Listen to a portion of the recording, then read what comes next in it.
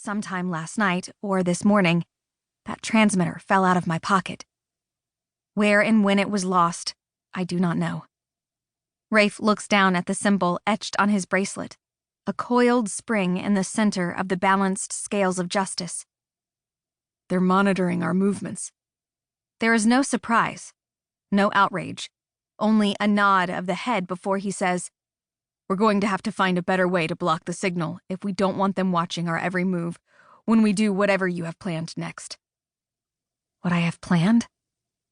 This week, President Calendar will stand in the United Commonwealth government's debate chamber and ask the members to vote on a new proposal, one that, if approved, will shift administration of the testing and the university from Dr. Barnes' autonomous control, one that will force him to report to the president and allow her to end the practices that have killed so many who wanted nothing more than to help their colonies and their country.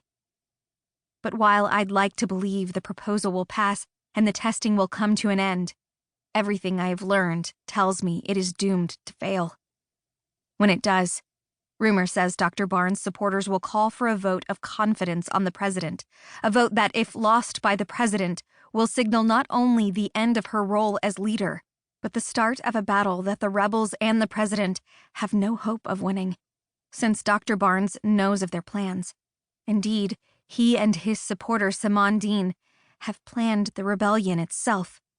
Only recently have I learned its true purpose, which is to identify, occupy, and ultimately destroy any who would oppose the selection methods of the testing.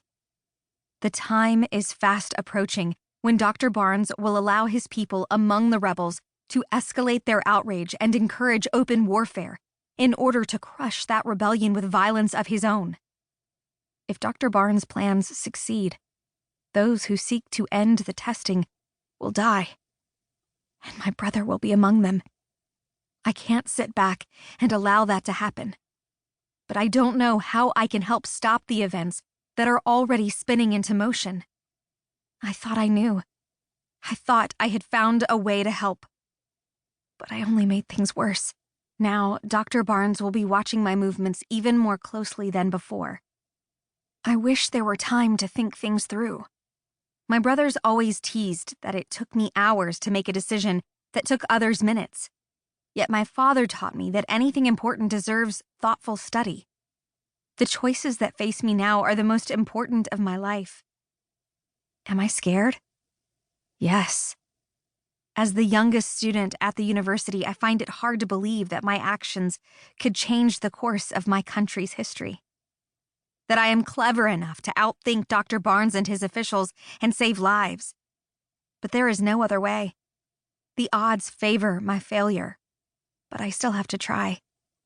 Right now, the only thing I have planned is to do my homework and get some sleep. When Rafe starts to protest, I say, "You need sleep too." The way his shoulders sag tells me he is just as tired as I. Maybe if we're rested, we'll come up with a way to help stop what's coming. Rafe nods. Regardless, with everything that's happened, it's probably best we stay inside the residence for the rest of the day. I'm sure Professor Holt will have someone watching you. You need to be careful. A muffled series of clicks catches my attention. There it is again. 1, 2, 3 faint clicks of the transmission button on the transit communicator.